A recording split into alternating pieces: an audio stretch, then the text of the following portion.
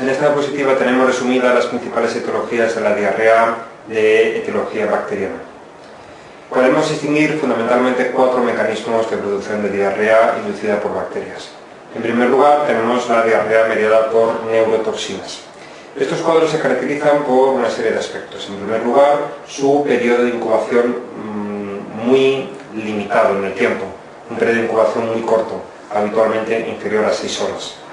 Desde un punto de vista clínico, la diarrea mediada por neurotoxinas se caracteriza por la presencia fundamentalmente de náuseas y vómitos, que son todavía más relevantes respecto a la propia diarrea, y son mediados estas náuseas por una toxina que actúa a nivel del centro gatillo del vómito en el bulbo del tronco del encéfalo. Esa toxina característicamente ya está preformada en los alimentos que ingerimos, y de ahí que el periodo de incubación sea tan limitado, porque no es necesario que la bacteria causante sintetice la neurotoxina en nuestro organismo. Son dos fundamentalmente los agentes de diarrea mediada por neurotoxinas, el Staphylococcus aureus y el Bacillus cereus, concretamente el Bacillus cereus, en la que se denominan formas eméticas. El Staphylococcus aureus se transmite fundamentalmente por ingesta de productos de bollería industrial o derivados de cremas o de natas en mal estado, sobre todo durante el verano, en tanto que las formas eméticas de Bacillus cereus típicamente se encuentran asociadas a la ingesta de arroz chino, o arroz frito, mejor dicho. Por otra parte, tenemos como segundo mecanismo relevante la diarrea mediada por la producción de enterotoxinas. En este caso, el periodo de incubación suele ser más prolongado, por encima de las 8 horas, entre 8, 12, 24 horas como mucho, y característicamente el mecanismo de diarrea está mediado por una alteración en la capacidad de absorción de iones de los enterocitos. Esta enterotoxina en muchas ocasiones inhibe las bombas de intercambio iónico que se encuentran en el borde del cepillo del enterocito y de este modo da lugar a una diarrea de características fundamentalmente osmóticas, es decir, una diarrea caracterizada por la pérdida de iones, la pérdida de solutos y la pérdida de agua en su interior. El ejemplo más característico de diarrea mediada por enterotoxinas, sin duda, sería la diarrea mediada por Vibrio cholerae, es decir, el cólera. También tenemos algunas formas diarreicas producidas por el Bacillus cereus. A diferencia de lo que decíamos de las formas eméticas por esta bacteria, las formas diarreicas de Bacillus cereus generalmente se adquieren tras la ingesta de productos frescos, de verduras, vegetales o incluso derivados cárnicos. El Clostridium perfringens también puede producir una diarrea mediada por enterotoxinas. Y por último tenemos la Escherichia coli enterotoxigénica, que constituye la causa más frecuente de diarrea del viajero.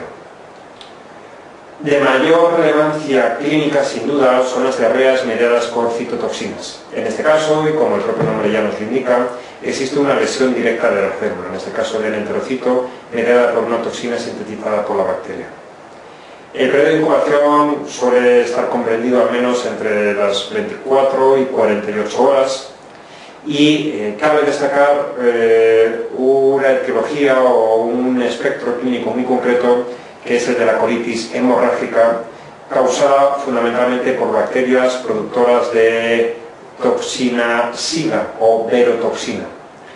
Estas bacterias son fundamentalmente la Shigella dysenteriae y una cepa concreta de E. coli, la denominada O157H7, o formas enterohemorrágicas de Escherichia coli. Tanto la colitis hemorrágica por Shigella como por E. coli o 157H7 se caracterizan por una colitis hemorrágica, es decir, acompañada de sangre y de otros productos patológicos, que aproximadamente en el 15% de los pacientes, y al cabo de un periodo variable en torno a 3, 4 o 5 días, puede evolucionar hacia una complicación potencialmente mortal, como es el desarrollo de un síndrome hemolítico urémico o una púrpura trombótica trombocitopénica. Os recuerdo que ambas entidades, el síndrome hemolítico urémico y la púrpura trombótica trombocitopénica, constituyen los dos espectros de una misma entidad, de una misma realidad, que se caracteriza fundamentalmente por la presencia de anemia hemolítica microangiopática, trombocitopenia y deterioro agudo de la función renal. Así como la púrpura trombótica trombocitopénica es más frecuente en niños, el síndrome hemolítico urémico tiende a predominar en adultos y característicamente se puede acompañar además de fiebre y de alteración de nivel de conciencia. El tratamiento en ambas entidades es complejo, en ocasiones se requiere plasmaféresis, medidas de soporte hemodinámico, hemodiálisis, hemofiltración y en algunas ocasiones incluso esplenectomía. Y también merece la pena recordar que la infección alimentaria es tan solo una de las diversas causas que se han asociado al síndrome hemolítico urémico.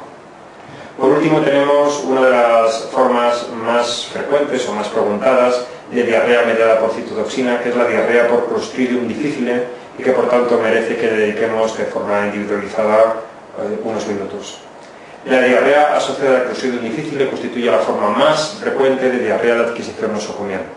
El Clostridium difficile es un bacilo gram positivo, anaerobio, esporulado, que produce dos tipos de toxina. Una enterotoxina, que denominamos enterotoxina A, y una citotoxina, denominada citotoxina B. En la inmensa mayoría de ocasiones, dentro de la anamnesis de los pacientes con diarrea asociada a Clostridium, vamos a encontrarnos el antecedente del consumo de antibióticos. Se ha comprobado que cualquier antibiótico puede desencadenar una diarrea asociada a Clostridium, si bien es cierto que existen algunos antibióticos en los que esta complicación es más frecuente. Por ejemplo, las lincosaminas, entre ellas la clindamicina, o en nuestro medio actualmente las cefalosporinas. Pero incluso la vancomicina o el metronidazol, que son fármacos relativamente específicos frente a Clostridium, pueden per se producir esta complicación, la diarrea asociada a Clostridium. Por tanto, y como visión global, siempre que nos hablen en el examen de una diarrea que se inicia en un paciente hospitalizado, debemos considerar esta opción. La diarrea por Clostridium difficile constituye un espectro que va desde la diarrea autolimitada hasta las formas de megacolon tóxico y colitis fulminante, pasando por la colitis pseudomembranosa, que constituye una forma particularmente grave de esta infección. El diagnóstico de colitis pseudomembranosa en sentido estricto requiere una confirmación endoscópica e histológica y aproximadamente representa el 25% del total de formas de diarrea asociada a Clostridium difficile.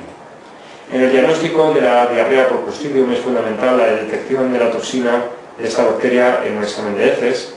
Habitualmente las técnicas detectan la citotoxina B y la realización de las mismas suele basarse en técnicas de enzimoinmunoanálisis que van a permitir detectar de forma selectiva la presencia de la toxina. En cuanto al tratamiento, aparte de las medidas de sostén y de la retirada o al menos la sustitución del antibiótico por otros pertenecientes a otros grupos de antibióticos, se recomienda la administración bien sea de metronidazol o de vancomicina. Habitualmente el metronidazol se reserva para casos de intensidad o de gravedad leve o moderada, mientras que en los casos más severos o en pacientes severamente inmunodeprimidos se prefiere recurrir a la vancomicina. Una vez abordado los tres primeros mecanismos de diarrea, la mediada por neurotoxinas, por enterotoxinas y por citotoxinas, ya para terminar hablaremos de las diarreas bacterianas del mecanismo enteroinvasivo, que se caracterizan en definitiva por la aparición de un cuadro de disentería, es decir, fiebre alta, dolor abdominal tipo cólico, diarrea de características inflamatorias con productos patológicos y sobre todo con presencia de sangre y de moco, y tenesmo rectal, que es un signo, o mejor dicho, un síntoma muy específico de la disentería bacteriana. Son diversas las bacterias que pueden producir este cuadro, como por ejemplo el Campylobacter jejuni, las formas enteroinvasivas de Escherichia coli o la invasión por Shigella o por Salmonella, concretamente las formas de Salmonella non tifi o Salmonella gastroenterica. También merece la pena recordar que hay algunas complicaciones particularmente graves asociadas a las diarreas enteroinvasivas. Por ejemplo, la diarrea enteroinvasiva por Campylobacter fetus puede producir por un mecanismo de tropismo endotelial por esta bacteria la aparición de aneurismas micóticos como infección o como forma de infección endovascular, o por ejemplo el Campylobacter jejuni, que en ocasiones es el desencadenante de un síndrome de Guillain-Barré.